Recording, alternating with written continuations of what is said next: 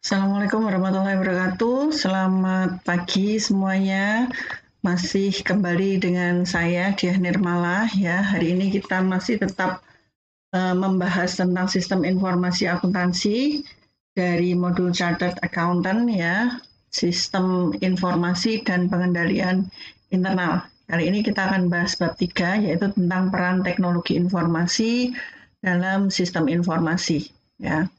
Nah, ini apa yang akan kita bahas di sini seperti yang sudah pernah kita bahas di video sebelumnya ya, di mana fungsi sistem informasi, khususnya dalam ini sistem informasi akuntansi ya, yaitu memproses transaksi yang ada di dalam perusahaan secara efektif dan efisien dengan tujuan untuk menghasilkan informasi akuntansi atau informasi keuangan bagi para penggunanya.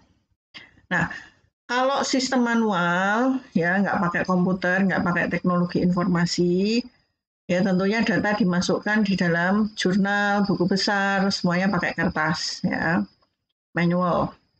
Sedangkan kalau sistemnya computer based atau berbasis komputer, datanya direkam menggunakan komputer ya, atau menggunakan teknologi informasi, kemudian direkam di dalam database. Ya. Nah, kegiatan-kegiatan yang dilakukan terhadap data untuk menghasilkan informasi yang berguna dan relevan itu kita sebut dengan siklus pemrosesan atau pengolahan data atau data processing cycle, di mana proses tersebut terdiri dari 4 langkah. Yang pertama yaitu perekaman data di sini, data input. Yang kedua yaitu penyimpanan data atau data storing atau data storage. Yang ketiga yaitu data processing atau pengolahan data, dan yang keempat adalah information output atau luaran informasi. Nah, sekarang kita akan membahas mengenai data input dulu ya, data input. Saya minggirin dulu ya. Jadi bagaimana kita merekam data ya. Saya sudah siapkan mind map-nya. Jadi untuk tahap perekaman data ini adalah tahap pertama dalam siklus pemrosesan data atau siklus pengolahan data tadi. Jadi datanya direkam, kemudian dimasukkan ke dalam sistem. Ya. Nah, cakupannya apa saja? Cakupannya adalah, nah ini dipicu oleh kegiatan bisnis, berarti datanya terdiri dari aktivitas yang terjadi di dalam perusahaan. Kemudian sumber daya yang terdampak terhadap kegiatan bisnis tersebut. Ya, sumber daya yang terdampak misalnya apa saja? Misalnya ya kalau kita dalam ilmu ekonomi kita mengenal ada man, money, machine, material, method, market dan sebagainya. Itu sumber daya yang terdampak. Ya. Kemudian sumber daya manusia yang terlibat. Ini juga masuk ke dalam cakupan dari perekaman data. Ya. Nah, untuk tahapannya di sini ada 3 tahapan. Tahapan yang pertama yaitu otomatisasi atau ada yang menyebutnya dengan otomasi, automation ya, dari sumber daya. Jadi otomasi sumber daya ini adalah sumber data dapat diotomatisasi. Caranya bagaimana? Bisa menggunakan barcode atau menggunakan ATM kalau bank ya. Sekarang bisa pakai mobile banking, bisa pakai mobile banking lah ya yang paling gampang, itu di mana pihak bank tidak harus memasukkan kembali data-data yang sudah dimasukkan oleh nasabah ya. Jadi sekarang kita ada barcode, ada semualah aplikasi yang sangat mendukung pengentrian atau perekaman data ini tadi ya. Jadi semuanya langsung dari tangan pertama, yaitu dari user yang kalau dalam konteks ini berarti dari konsumen atau dari nasabah. Kemudian yang kedua yaitu tahapan kedua yaitu menguji atau memeriksa akurasi atau kelengkapan data.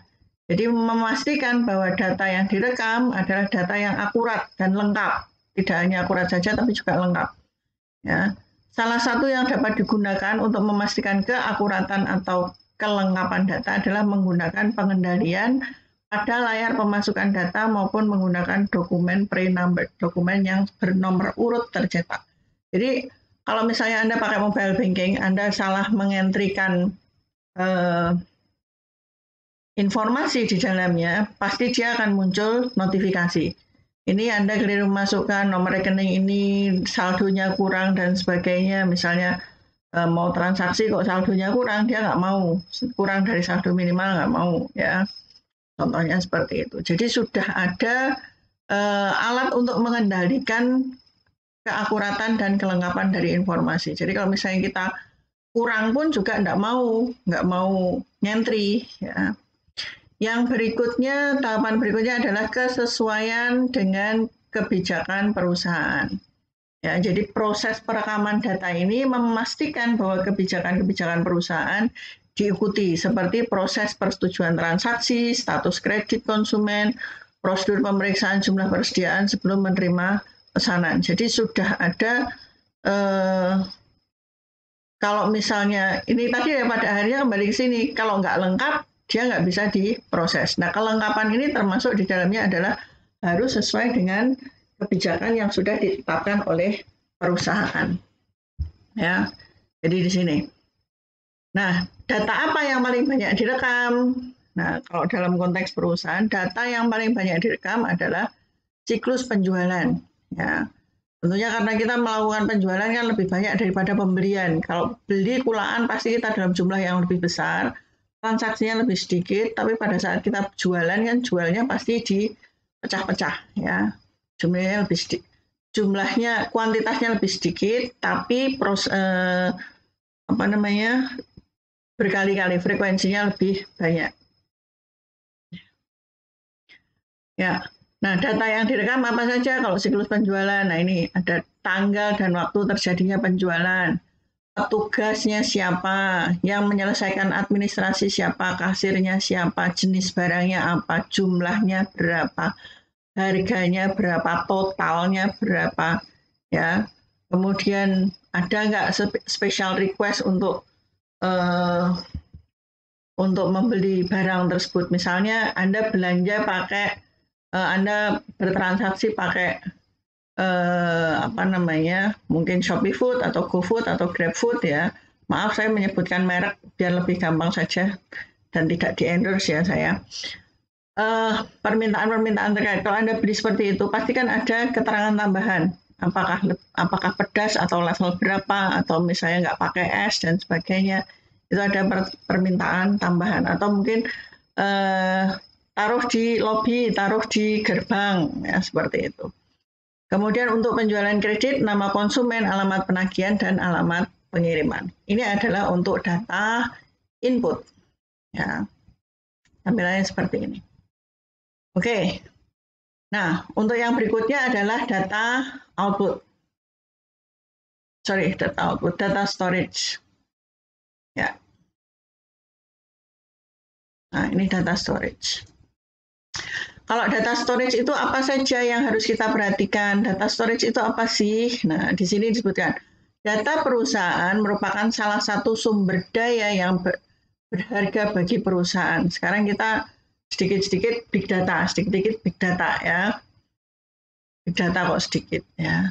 Big data berarti banyak itu. Namun ketersediaan data bukan merupakan hal yang cukup untuk dapat membuat perusahaan mampu menggunakan data-data tersebut untuk meningkatkan keunggulan bersaingnya.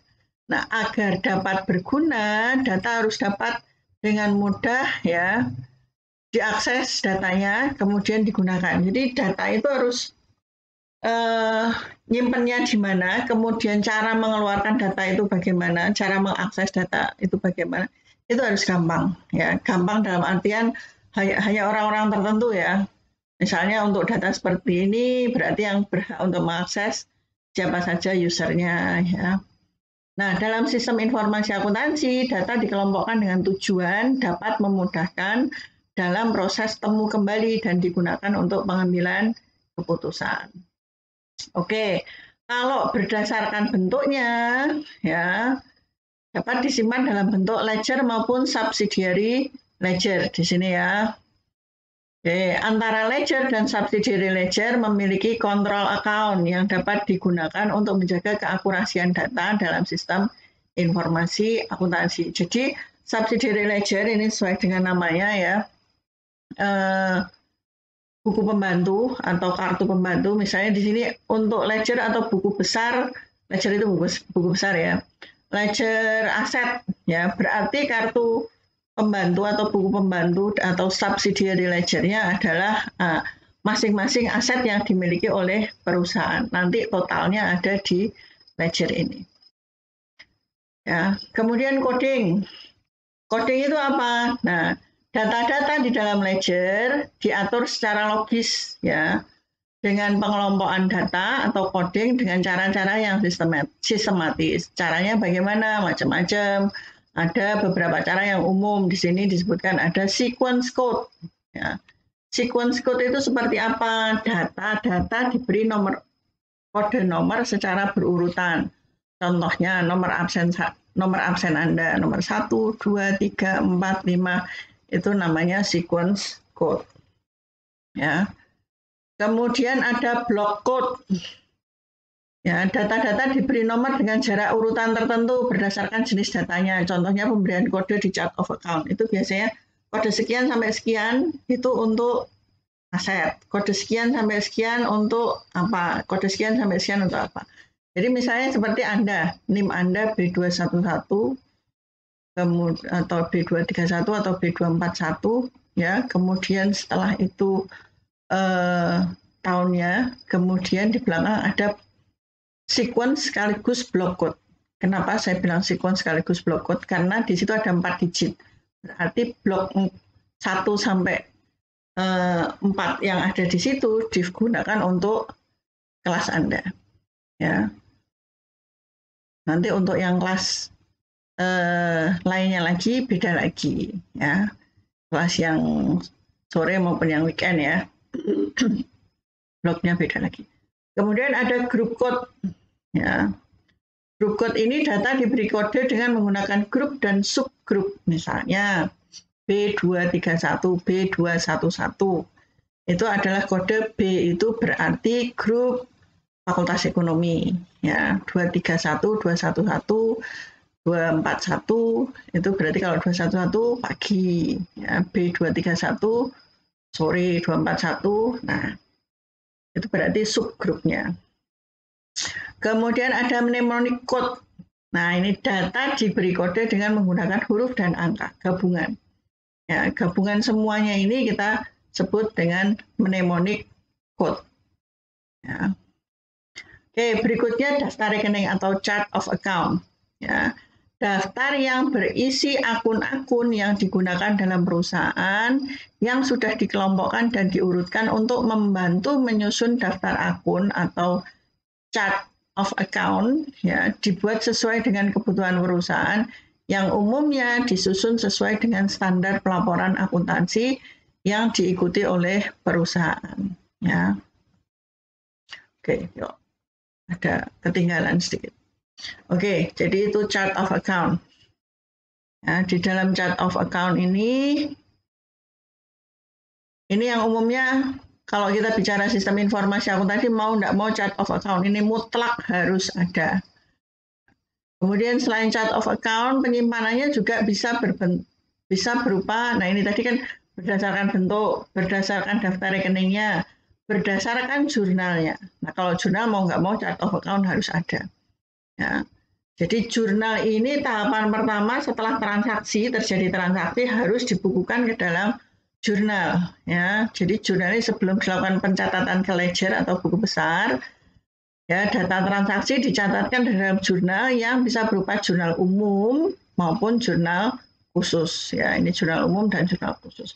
Jurnal khusus contohnya apa? Ada jurnal pembelian, ada jurnal penjualan, ada jurnal penerimaan kas, ada jurnal pengeluaran kas. Apakah hanya 4 ini saja? Tidak, bisa lebih. Ya, tergantung frekuensi transaksi khusus yang terjadi di dalam perusahaan.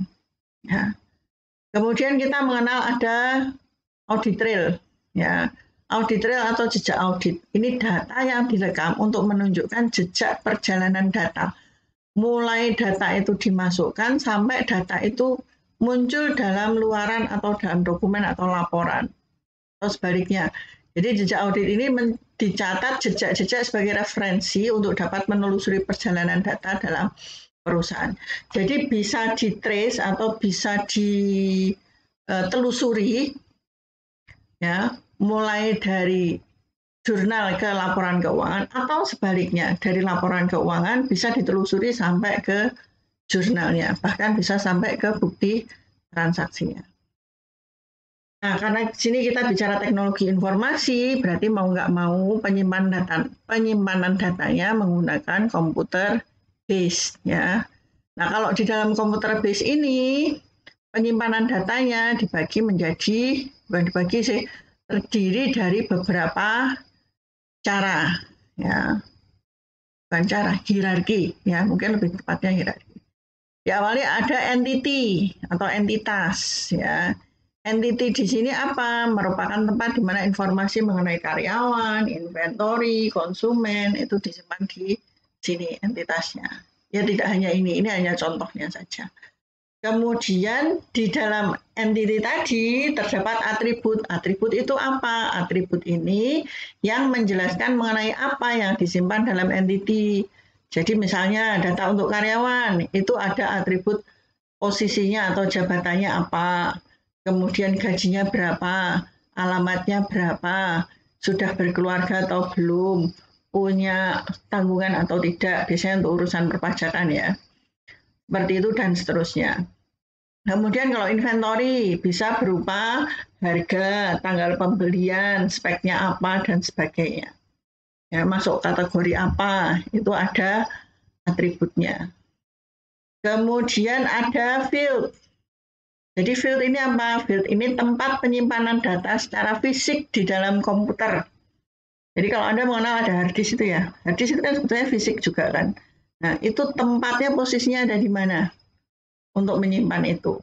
Ya, di permukaan yang sebelah mana ya.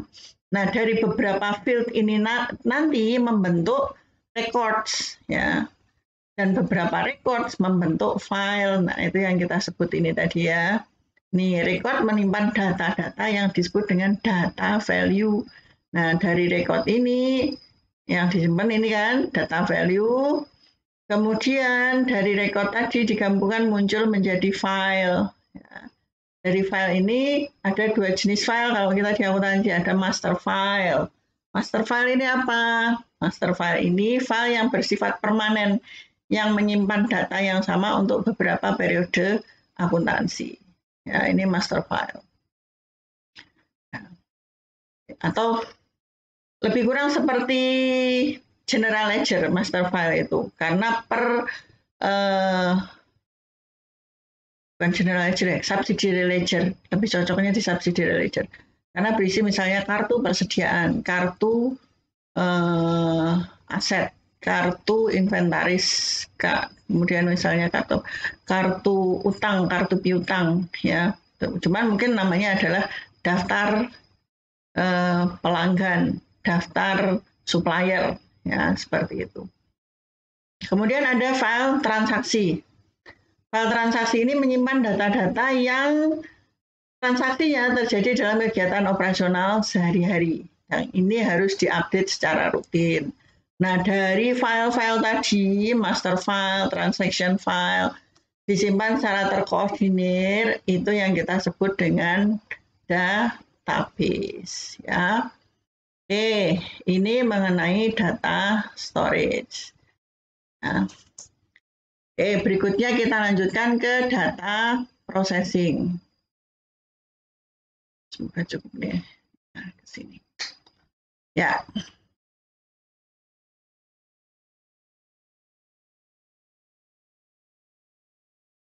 Oke. Data processing itu apa? Ya. Setelah data direkam ke dalam sistem, maka perusahaan harus melakukan pemrosesan data agar database tetap mutakhir, terkini, terbaru. Nah, proses tersebut disebut dengan CRUD, creating, reading, updating, and deleting. Apa sih creating itu? Ya, ini proses pembuatan record baru. Contohnya seperti merekam data karyawan baru, merekam persediaan baru, merekam apalagi pelanggan baru, merekam supplier baru. Ini tahap awalnya seperti ini. Kemudian reading, proses mengambil atau membaca data sebelum disimpan. Ya, jadi pada saat creating atau mungkin sudah dibuka ya, kita melakukan updating juga kita harus reading dulu. Sebelum disimpan, dibaca dulu, perlu di backup enggak, dan sebagainya. Kemudian updating, pemutakhiran data, diupdate. Siapa sih sekarang yang nggak kenal yang kata-kata yang namanya update, ya, update status, update WA, update Facebook, update apalagi, ya. Jadi itu pemutakhiran data sesuai dengan kegiatan aktivitas bisnis. Misalnya mengubah nilai account receivable sesuai dengan pembayaran yang dilakukan pelanggan. Jadi ada transaksi, mau nggak mau transaksinya kan mengharuskan kita mengupdate record, ya, mengupdate master file. Nah, kalau misalnya ada data yang sudah tidak dibutuhkan, ada proses yang kita sebut dengan deleting, menghapus data sesuai kebijakan penghapusan data yang ditetapkan oleh perusahaan. Ini untuk data processing, tahapan yang ketiga. Nah, berikutnya adalah tahapan yang keempat, yaitu information output. Apa information output itu? Oke, tahapan terakhir dari siklus pemrosesan data adalah penyajian informasi yang dapat berupa dokumen maupun laporan. Ya, dokumen maupun laporan yang dibutuhkan dapat berupa dokumen atau laporan tercetak maupun dalam bentuk digital yang ditampilkan melalui monitor. Salah satu kemampuan dari sistem informasi berbasis komputer adalah kecepatan dalam membuat laporan atau dokumen rutin. Ya, sekarang semuanya real time online, ya, dengan menggunakan perintah query. Oke, cari informasi mengenai apa, ya, data-data spesifik dari database, ya, siapapun usernya, kalau memang dia berwenang berhak untuk mengakses data tersebut, dapat membuat dokumen atau laporan sesuai dengan kebutuhan. Nah, ini ya, jadi dokumen, laporan, tercetak maupun tampilan di layar, dan bisa dicari berdasarkan query atau query base. Informasi apa sih yang dibutuhkan? Ya udah tinggal diklik, dia akan keluar data-datanya apa saja. Nah, tinggal kita bisa menyusun dokumen yang dibutuhkan. Ya. Oke, next adalah apa ini? Nah, pengembangan IT dan keunggulan dari kita menggunakan IT. Jadi pengguna itu, kenapa sih kok harus pakai IT?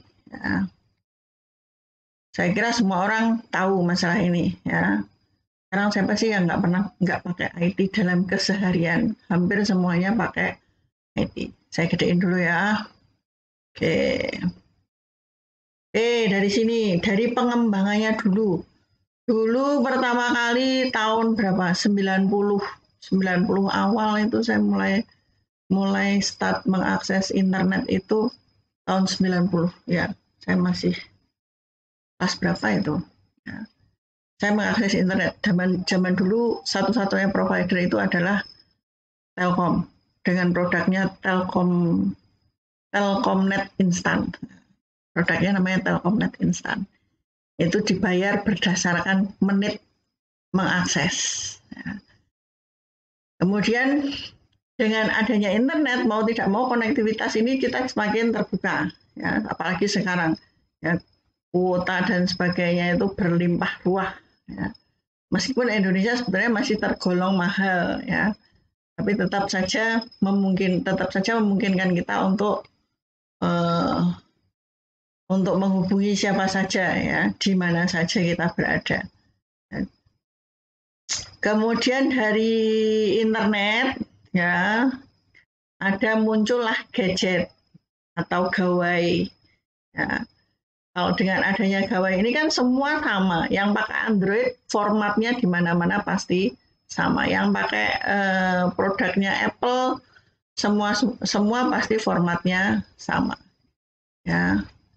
Karena saya kira kalau komputer ya pilihannya paling hanya mayoritas ya, saya bicara mayoritas terlepas dari ada yang pakai OS lain, tapi kan standarnya paling kalau enggak Apple ya Microsoft, kalau HP kalau enggak Android ya Apple. Ya, jadi ada standarisasi akses, semuanya sama, bahkan bisa antar OS tadi. Kemudian mulai muncul pengembangan sosial media, ya. Sosial media dulu di awal itu zaman saya adalah angkatan zaman Yahoo, zaman Microsoft menerbitkan Hotmail. Ya, sekarang kayaknya sudah nggak ada yang pakai Hotmail. Kemudian itu mulai instant direct communication. Saya menikmati sosial media komunikasi langsung itu dengan menggunakan MIRC, ya MIRC. Saya nggak tahu sekarang masih ada apa nggak MIRC. Kemudian sosial medianya pakai apa dulu?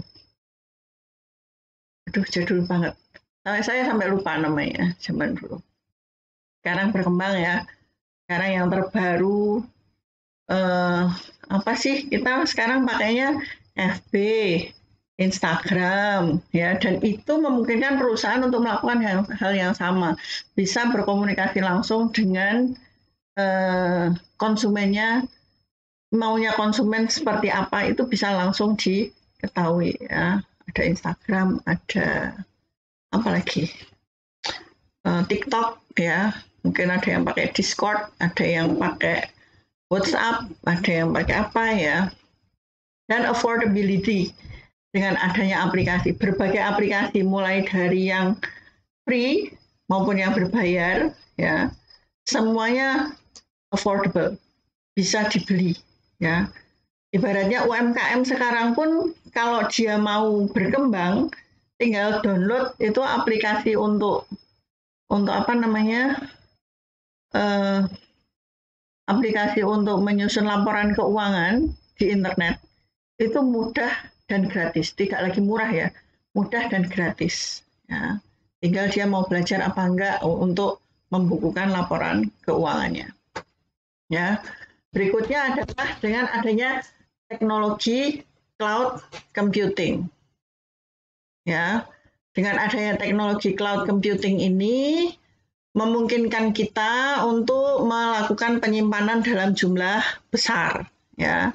Bisa menyimpan dalam jumlah besar, bisa menyimpan bahkan dalam jumlah yang tidak terbatas, ya. Terus bandwidth-nya juga lebih luas. Bandwidth-nya lebih luas artinya apa? Kalau cloud computing itu memudahkan kita untuk apa ya? Kalau nyimpen data itu kita nggak lagi butuh server karena servernya semuanya sudah di cloud. Ya. Jadi termasuk mungkin permasalahan yang saat ini Anda alami, susah absen dan sebagainya, itu bisa diatasi dengan bandwidth yang lebih luas ini, ya, lebih lebar. Ya. Berikutnya adalah apa ini? Keuntungan, ya, keuntungan dari penggunaan teknologi informasi ini. Ya, pada dasarnya penggunaan teknologi informasi ini bisa membuat setiap proses itu menjadi lebih cepat, lebih baik, dan lebih murah. Ya, tapi teknologi informasi ini mau tidak mau dengan lebih cepat, lebih baik, lebih murah, ini berdampak pada strategi dan kemampuan perusahaan. Ya, faster, better, bigger. Ya, nah, ini kemudian strateginya akan semakin meningkat. Jadi dampak teknologi informasi terhadap strategi perusahaan adalah ketika teknologi informasi mempengaruhi jenis produk, mulai market, jaringan bisnis, batasan bisnis dari perusahaan, ya. Misalnya dengan menggunakan internet untuk melakukan penjualan, ya. bukan hanya di perusahaan, tapi perorangan pun sekarang bisa melakukan penjualan yang melewati batas negara atau daerah. Ya, jadi memungkinkan kita untuk perorangan kita mau jual di Shopee.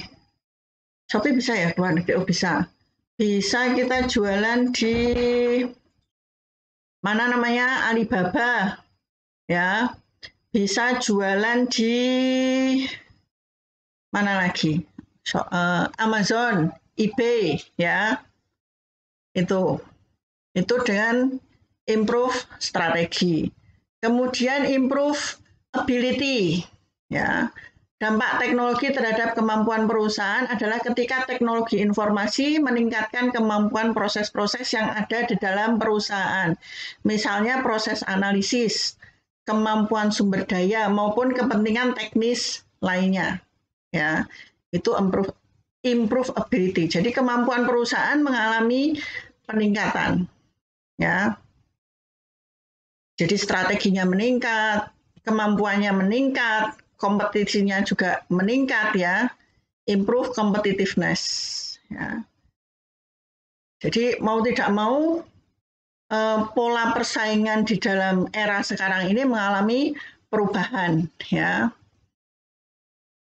mengalami perubahan. Jadi mengubah cara berhubungan antara pelanggan dengan perusahaan. Kalau dulu harus lewat distributor dan sebagainya, sekarang bisa langsung dari perusahaan, dari gudang langsung dikirim ke pelanggan, ya, pelanggan retail lagi, ya, sehingga dapat membuat halangan bagi pendatang baru, meningkatkan biaya untuk berpindah atau switching cost. Orang mau nggak mau, di sini lebih murah kok, ngapain saya pindah, ya, saya pindah biayanya lebih mahal. Serta teknologi informasi dapat memberikan nilai tambah terhadap produk, layanan yang sudah ada, bahkan dapat membuat produk atau layanan baru. Jadi ini, perusahaan langsung connect dengan customer, ya. Kalau sudah connect dengan customer, kita ada keterikatan antara perusahaan dengan konsumen, membuat konsumen ini tidak mau berpindah ke lain hati, ya, sehingga ada barrier to entry, orang mau masuk lagi susah. Seperti misalnya sekarang, dulu ada Grab sama Gojek yang pertama muncul, ya. Nah, itu kalau ada pesaing baru muncul dengan pola yang sama antara Gojek dengan Grab, mau tidak mau orang akan mikir-mikir, ngapain sekarang, saya sudah nyaman pakai Grab, saya nyaman pakai Gojek, saya sudah nyimpen saldo di sana, ya. Kalau saya keluar nanti saldo saya di sana gimana, ya. Jadi higher switching cost, seperti Anda ke Tokopedia, ke Lazada, ke mana lagi, ke Shopee, itu karena Anda sudah menyimpan saldo di sana, ya, muncul namanya switching cost ini. Kalau mau pindah saya masih nyimpan di sana eman-eman. Kemudian ada economic value added, improve product dan services, ya. Dengan adanya penambahan nilai ekonomi yang tadinya harus lewat distributor dan sebagainya, sekarang langsung dari pelanggan ke dari perusahaan ke pelanggan, sehingga biaya-biaya yang tadinya dimunculkan untuk proses perjalanan dan lain-lain langsung bisa digunakan untuk meningkatkan produk atau jasa. Nah, ini dampak terjauhnya dari pengembangan IT, ya, pengembangan dan keuntungan perusahaan menggunakan IT. Oke, itu yang bisa saya sampaikan, ya, terkait dengan peran IT atau teknologi informasi dalam sistem informasi. Oke, ini untuk yang bagian pertama. Untuk yang bagian berikutnya, insya Allah nanti akan saya sampaikan di video selanjutnya. Ya, terima kasih. Ketemu lagi dengan saya dalam video mendatang, masih tentang sistem informasi akuntansi. Ya, saya Diah Nirmala. Assalamualaikum, selamat pagi.